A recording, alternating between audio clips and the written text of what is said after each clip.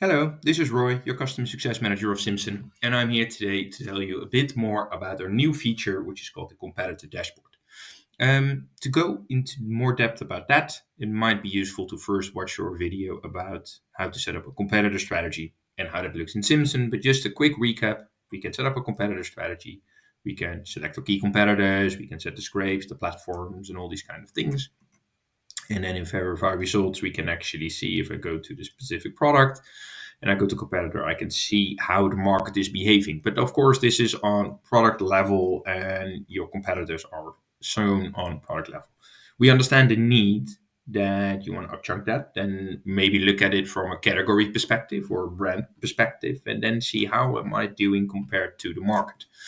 So that's actually why we developed, together with you guys or clients, a competitor dashboard.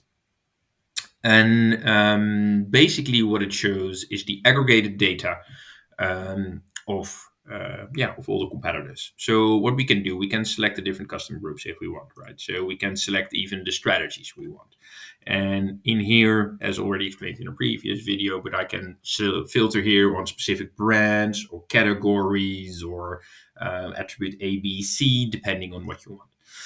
And then in here, so you can see how many products actually have competitors. I can see for my products that are being tracked, what's my position in the market? Am I the cheapest? Am I the lowest in the market, the second cheapest, etc.? Or am I the most expensive one? But also looking into my key competitors, what's the overlap? So how many of my products that I have selected here above for the criteria? So in this case, I have all my products in all my strategies in the customer group B2C, but I could also make a filter on a specific attribute.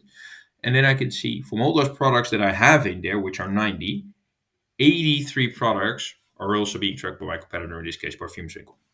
So that I would say is a key competitor I want to keep in mind, right? And the price difference is that they are 10% cheaper than we are. And Douglas is 4%, 0.9% more expensive than we are. And we have also the overlap in here.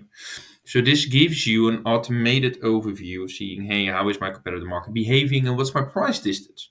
And keep in mind, we can even go a bit more down and we can see where are the scrapes coming from. And I can actually select the Parfumswinkel, so the competitor in this case. And I actually go into to see the products and the price distance per product level. And this gives me the average.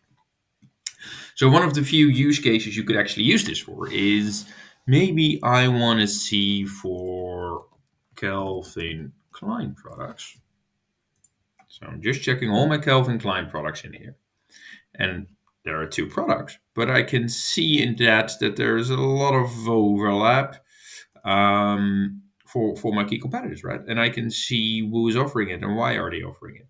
So this gives, and I could also, for example, say, well, maybe I only want to look at my strategy specifically for default competitor.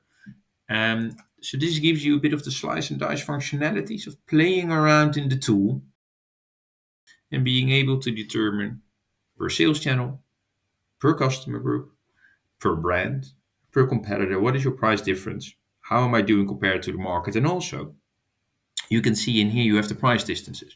So if I go back to my price management tool and I set up my competitor strategy, and I'm going to say, you know what?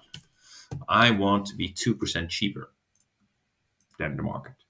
And if I then actually go back into my competitor dashboard, in here I see that my price distance hasn't changed. It means they're not following you, right? So you can also see what's the reaction time of your competitors in the market.